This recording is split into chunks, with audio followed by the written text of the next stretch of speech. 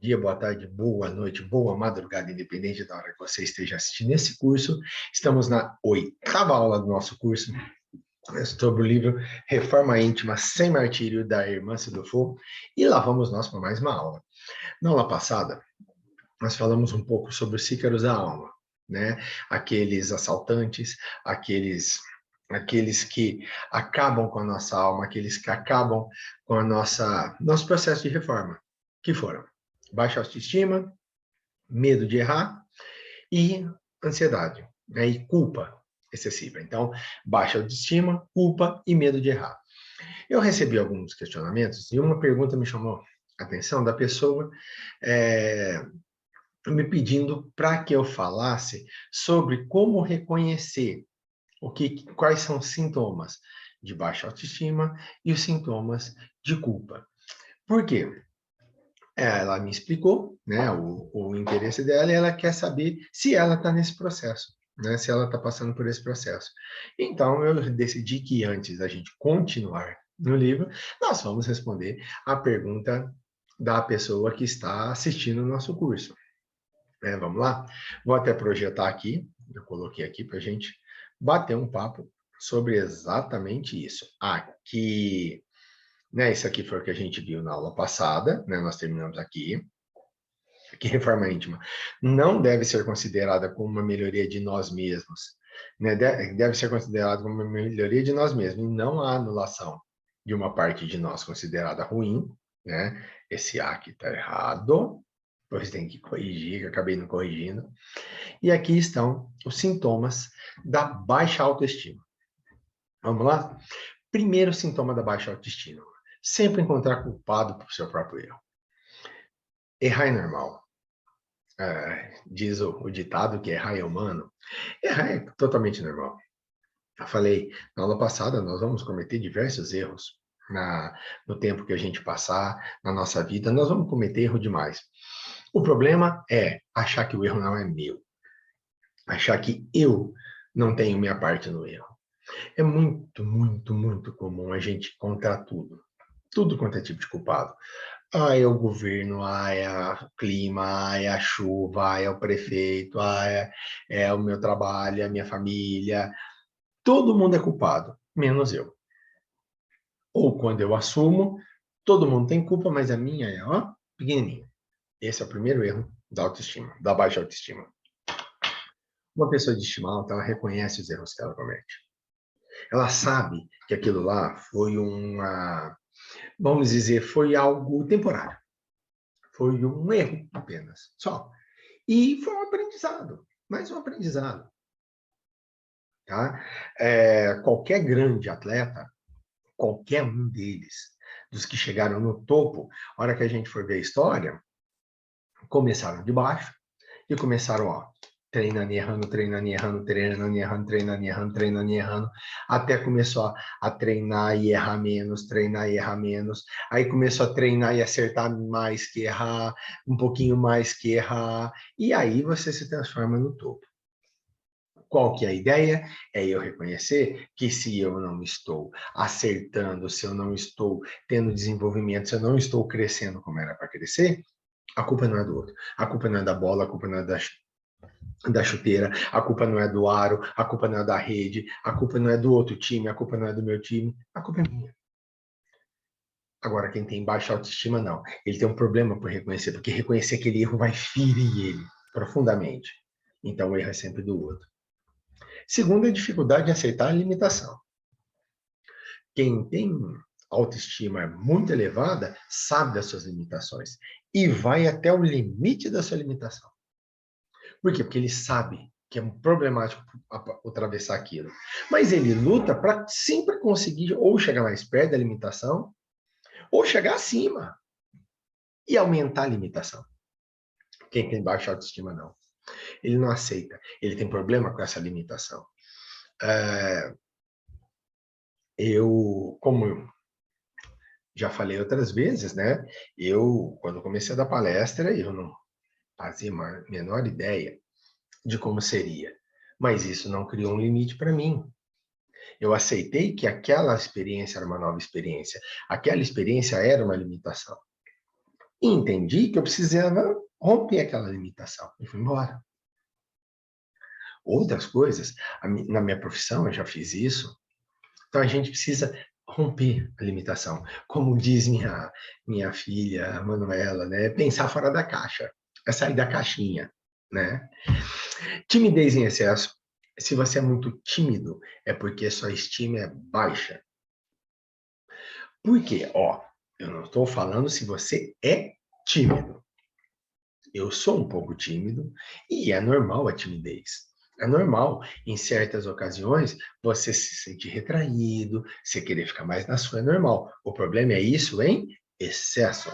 O problema é você não querer se desenvolver por causa de timidez, por causa de algo que te trava, que te prende, que pode ser, por exemplo, medo de rejeição.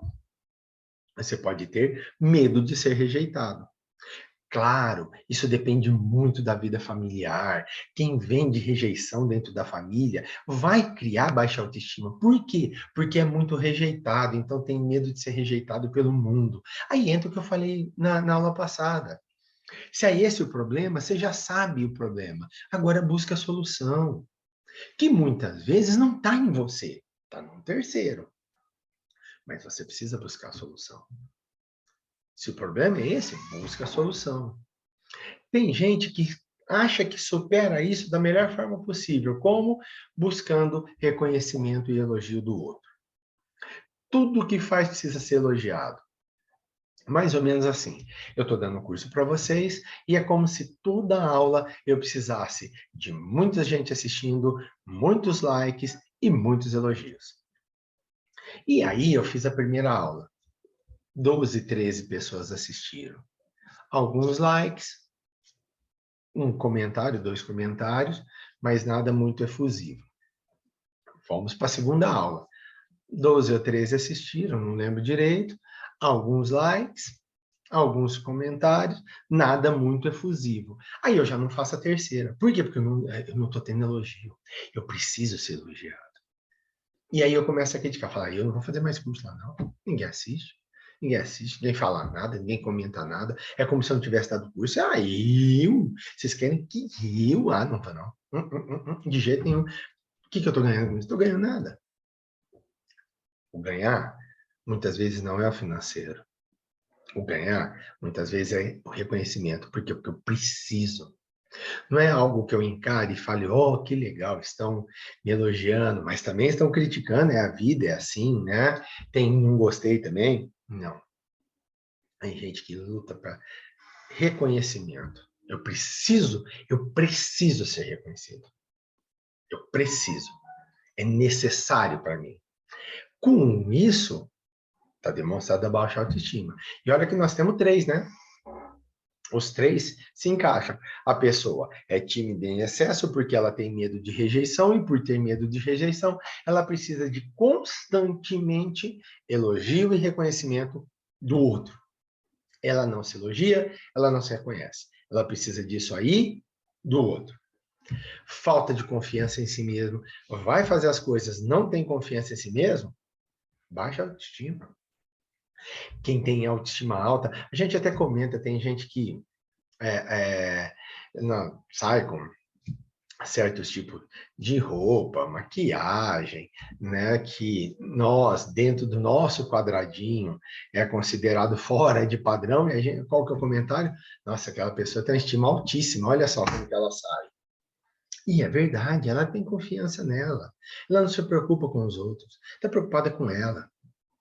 Entendeu? Muita gente fala, nossa, caramba, gravando vídeo, nem sabe quem vai assistir, pode rolar crítica, pode rolar de tudo. Como que grava isso? Estou preocupado. Preocupação é eu fazer o melhor, a confiança em mim. Quem tem baixa autoestima costuma se comparar com os outros. Costuma ser o seguinte, ó, assiste tal vídeo, vê lá e fala para mim, ó, tal vídeo do canal tá com mais gente que assistindo que o meu, vamos lá, vamos assistir o meu. Eu não estou me comparando comigo, estou comparando com o outro. Se o vídeo 1 meu, 10 pessoas assistiram, o vídeo 2, 15, o vídeo 3, 30, por exemplo, mas tem um que tem 40, tem 50 vídeos que ele publica, mas tem 40, eu vou me preocupar com os 40 do outro, não com os 30 meus. Por quê? Porque o que vale para mim é a comparação. E isso me leva à competitividade em excesso. Eu passo a ser muito competitivo. E tudo isso me leva a ter dificuldade de reconhecer as próprias vitórias. Como eu preciso de constante elogio e constante reconhecimento, tudo que vem de mim vem de fora. Eu não reconheço. Pessoas que têm baixa autoestima são muito travadas em externo, no externo. É dos outros para mim. Eu não me reconheço, eu não me entendo, eu não me vejo. E isso é problemático, isso é muito problemático. Tá? Então, se você tem algum desses sintomas, se você que me fez a pergunta, muito obrigado. Gratidão pela pergunta, me ajuda demais na construção desse curso. Se você tem um desses sintomas, com certeza você está sofrendo de baixa autoestima. Não consegue resolver, não consegue dar a virada, busque ajuda. Busque ajuda, busque um papo com alguém. O Cavili tem alguns cursos, tem uma equipe de atendimento fraterno que pode te ajudar. Busque em sua cidade ajuda, um psicólogo, um psicanalista, né, um terapeuta, um centro, uma igreja, o credo que você tenha. Busque, porque às vezes lá dentro vai ter algo que vai te ajudar. Já que você precisa tanto do externo, a solução para o seu problema vem do externo. Tá? Procure alguém, que esse alguém pode te ajudar. Já a culpa em excesso, os sintomas são mais físicos. Pessoa que tem um excesso de culpa, ela sente coisa mais física, como, por exemplo, a primeira insônia. Pessoa com muita culpa, ela não dorme direito. Pessoa com sentimento de culpa em excesso, ela não dorme. Ela não consegue desligar, não consegue descansar. O segundo é a sensação de tristeza. Todo aquele que tem culpa em excesso, todo aquele que se vê com problemas em excesso, ele tem a tendência de ser triste, melancólico. Então a sensação de tristeza é pesada demais. Passa o dia triste, passa um dia ruim, passa um dia complicado, os dias são pesados, os dias são complicados. Perda ou aumento de apetite. Quem está sentindo culpa, ou come demais ou para de comer. Ou desconta tudo na comida, ou desconta tudo na geladeira, ou para de comer. Pessoa, quando está com muita culpa, bom, cometemos um erro.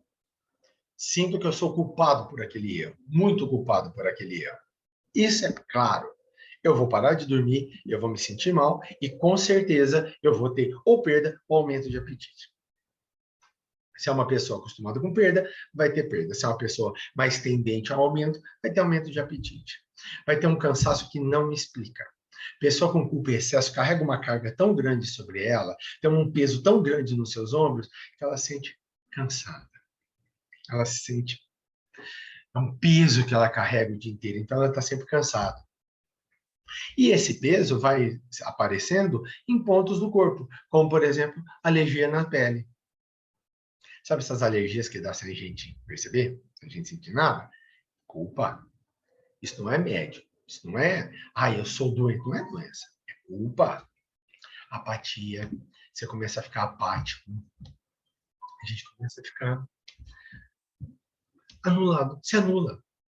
Né? A tendência nossa é nos anularmos. E isso nos leva a ter pensamentos turbulentos. Toda vez que eu estou com excesso de culpa, aquela situação que me botou na culpa começa a trazer pensamentos. E eu começo a pensar, e eu começo a ir longe, e eu começo a ligar situações cada vez mais longe, situações cada vez maiores, e isso vai me dar sentimento de inferioridade. Eu vou me sentir inferior.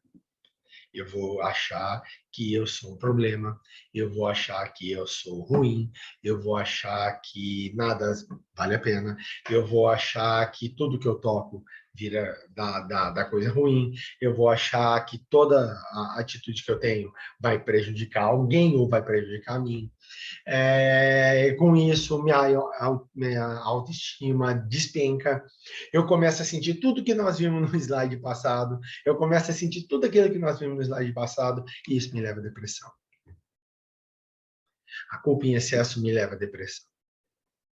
E muitas vezes pode me levar ao pico da depressão, ao suicídio. Então, por isso que eu falei, se está nesse círculo, se você que fez a pergunta se sente nesse círculo, procure ajuda. Procure ajuda. Provavelmente você não consegue curar-se a si mesmo. E se cada um de nós, mesmo quem não fez a pergunta, está participando, está vendo isso, está sentindo essas coisas, procure ajuda. Vá atrás de ajuda. A gente não resolve sozinho. A gente não resolve do nada. A gente só resolve com ajuda. Procure ajuda, tá? Tudo isso aqui é tratável, tudo isso aqui a gente consegue atravessar, todas essas coisas a gente consegue passar, mas a gente precisa de ajuda, tá bom? Então, quando a irmã se fala que esses são os cícaros da alma, deu para entender o tanto que eles nos roubam. Né? Por esses sintomas, a gente entende como eles nos roubam. Eles não roubam a vida, eles nos roubam a vitalidade. Por isso que ela colocou eles como cícaros da alma, como assaltantes da alma, como prejudicadores da alma. Por quê? Porque olha só o tanto de coisa que eles nos fazem que atrasam a nossa evolução. Olha o tanto de coisa que eles nos trazem a chegar próximo de uma depressão tão pesada que nos leva ao suicídio. Vamos continuar no livro? Vamos terminar o capítulo 1, né? Estava na hora de terminar. Então, continuando na página 33, para Irmã Sidufo, reforma íntima é uma proposta de aperfeiçoamento gradativo, cujo objetivo maior é a nossa felicidade. A gente não é feliz sentindo culpa, a gente não é feliz sentindo com baixa autoestima, a gente não é feliz com medo de errar. E reforma íntima é isso. Reforma íntima é me levar para a felicidade. Como? Me aperfeiçoando, melhorando. Melhorando a cada dia, melhorando a cada passo, dando um passo cada vez maior em direção à melhora, dando um passo cada vez maior em direção à felicidade. Não adianta nada eu achar que sofrer é bom, não é. Sofrimento só vai me trazer baixa autoestima, culpa, medo de errar. É só isso que traz. E aí, por medo de errar, eu não vou agir, porque se eu agir e não der certo, eu vou sentir culpa. Se eu sentir culpa, eu vou ter insônia. Se eu sentir culpa, eu vou ter rejeição. Se eu sentir culpa, eu vou ter pensamento turbulento. Se eu sentir culpa, vai me dar um sentimento de inferioridade, que vai me levar a baixa autoestima. Que aí vai me trazer sentimento de ser pior, vai me trazer culpa excessiva, vai me trazer necessidade de reconhecimento externo, vai me trazer pouca vibração nas vitórias. A pessoa que entendeu a reforma íntima, ela tem uma felicidade enorme em cada vitória. Cada passo conquistado, cada passo dado é uma vitória. Cada erro é encarado como, opa, hoje não deu certo. Nessa situação, não deu certo. Nesse momento, não deu certo. Nesse ponto, nesse lugar, dessa maneira, não deu certo. Mas vai dar certo. Se eu continuar, vai dar certo. Se eu for atrás, se eu brigar, se eu batalhar pelo melhor, vai dar certo. É essa que é a ideia. É a ideia do vai dar certo. É agora, foi nesse momento, foi nessa hora, foi nesse ponto que não deu certo. Mas daqui em diante, com certeza, vai dar certo. E é isso que a gente tem que buscar, é isso que a gente tem que tentar. Pode ser que o meu erro hoje traga para mim um grande peso. Por que não? Pode ser que sim, pode ser que meu erro hoje traga um peso enorme. Pode ser que o meu erro hoje traga para mim tristeza, claro. Mas eu tenho que ter fé, tenho que ter confiança de que foi um erro pontual. Como o concurseiro que presta um concurso, ou o vestibulando que presta um Enem, um vestibular, e não passa. Não é o fim do mundo. Naquele ponto você não conseguiu. Naquela hora você não conseguiu. É hora de juntar e falar, tá bom, eu não consegui. Por que que eu não consegui? Vamos atrás dos erros? Vamos ver o que eu não consegui? Vamos ver qual o ponto que eu errei? Onde eu errei para não conseguir? Vamos ver isso? Vamos sentir o que falta para eu conseguir? Vou pegar a prova anterior, vou sentar, vou olhar com carinho, vou ver o que eu errei, vou ver por que eu errei, vou ver onde eu falhei, vou ver onde eu estou pior, vou ver o que eu estou bem, que eu posso melhorar mais ainda. Mas tem gente que toma pancada. Que foi? Não passei. Que foi? Reprovei. Entendeu? É esse o grande problema. É isso que é o grande problema. É a gente não reconhecer que a gente venceu. E quando não vencer, quando perder, ótimo, faz parte do jogo. Vamos buscar qual é o problema. Para terminar o capítulo, ainda na página 33, quem está na reforma interior tem um referencial fundamental para se autoanalisar, ao da caminhada educativa, um termômetro das almas que se aprimoram. Inevitavelmente, quem se renova alcança a maior conquista das pessoas livres e felizes. Prazer de viver. Então, quem está na reforma íntima tem um referencial fundamental para se autoanalisar e a da caminhada educativa. Um termômetro das almas que se aprimoram. Claro, eu sei o que me faz bem. Eu sei as coisas que me fazem bem. O termômetro é tudo aquilo que me faz bem, é tudo aquilo que me deixa feliz, é tudo aquilo que me faz caminhar, é tudo aquilo que me faz andar. É isso que me faz bem. Então, é o meu termômetro de crescimento, o meu termômetro de melhora, é o meu termômetro de caminhada, é o meu termômetro de busca pelo que é melhor. E isso eu tenho, está dentro de mim. Inevitavelmente, quem se renova alcança a maior conquista das pessoas livres e felizes. O prazer de viver, o prazer de viver feliz, o prazer de viver com alegria, com tranquilidade. Todas essas pessoas têm isso. É aí que a gente deve chegar. A busca deve ser por esse prazer de viver. E como que eu consigo? Me reconhecendo, sabendo como eu sou, aceitando minhas limitações, aceitando que eu tenho limitações. Todos nós temos limitações. A limitação é inerente às pessoas. Por quê? Porque nós não somos um ser perfeito. Nós somos seres em construção.